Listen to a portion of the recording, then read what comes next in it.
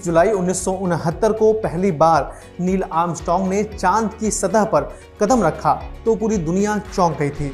इसके ठीक 6 हफ्ते बाद एक बार फिर अमेरिका ने पूरी दुनिया को चौंका दिया था। दरअसल न्यूयॉर्क के अखबार में लोगों ने एक विज्ञापन देखा। इस पर लिखा था 2 सितंबर को हमारा बैंक सुबह 9 बजे खुलेगा और कभी बंद नहीं होगा। केमिकल बैंक के इस विज्ञापन को देखकर लोग चौंक गए। वे सोचने लगे कि क्या अब केमिकल बैंक 24 घंटे और 7 दिन खुलेगा। लेकिन बात ये नहीं थी। दरअसल केमिकल बैंक ने दुनिया के पहले एटीएम की शुरुआत की थी और ये उसी एटीएम का विज्ञापन था। नमस्कार, मैं हूं मुकेश और आप देख रहे हैं देश दुनिया की ऐतिहासिक घटनाओं पर आधारित हमारा विशेष शो झरोखा।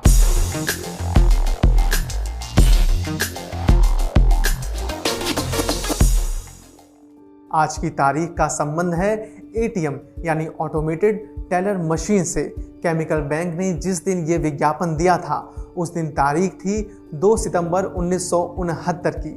यही वो दिन था जब हमारे आपके जीवन का अभिन्न हिस्सा बन चुके एटीएम को पहली बार अमेरिकी लोगों ने देखा था। आज बात होगी उसी एटीएम के इतिहास की। इसका हमारे देश भारत से भी अहम कनेक्शन है। वैसे तो आज हम सभी कैशलेस सिस्टम की ओर बढ़ रहे हैं, लेकिन एटीएम की अहमियत किसी से छुपी नहीं है।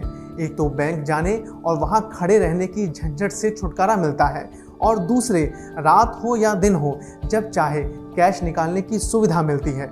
मतलब एटीएम ने हमारे जीवन को आसान बना दिया है। लेकिन क्या आप जानते हैं कि एटीएम की शुरुआत कैसे हुई थी और कब और कहां इसे पहली बार लगाया गया था? पहला एटीएम किसने बनाया, इस पर विवाद है। ये बात पिछली सदी के 60 और 70 के दशक की है। दुनिया के अलग अलग देशों में कई लोग एटीएम पर काम कर रहे थे। इस वजह से एटीएम के आविष्कारक को लेकर भी अलग अलग दावे किए जाते हैं। हालांकि एक किस्सा मशहूर है जिस पर ज़्यादातर लोग भरोसा करते हैं। दुनिया ने जब पहली बार एटीएम जैसी मशीन देखी तो वो साल था 1967 का। लंदन में रहने वाले जॉन शेफर्ड बेरन जब एक दिन कैश निकालने के लिए बैंक गए तो संयोगवश घंटों लाइन में लगने के बाद भी उन्हें कैश नहीं मिला। वे झुंझला गए। बेरन ने सोचा, जब कोई मशीन कॉफ़ी दे सकती है तो पैसे क्यों नहीं। यहीं से उन्हें एटीएम मशीन का आइडिया आया, जिसके बाद वो अपने सपने को हकीकत की ज़मीन पर उतारने की मेहनत में जुट गए। 2 साल बाद बेरन को एक मशीन का आविष्कार करने में सफलता मिली जो पैसे उगलती थी। वो तारीख थी 2 जून 1967 की। इस मशीन से पैसे निकालने के लिए कार्ड की जगह चेक का इस्तेमाल करना पड़ता था। चेक पर एक रेडियो एक्टिव पदार्थ लगा होता था जिसे मशीन का स्कैनर रीड कर लेता था। चेक के साथ ही मशीन में 6 अंकों का एक पिन भी एंटर करना होता था।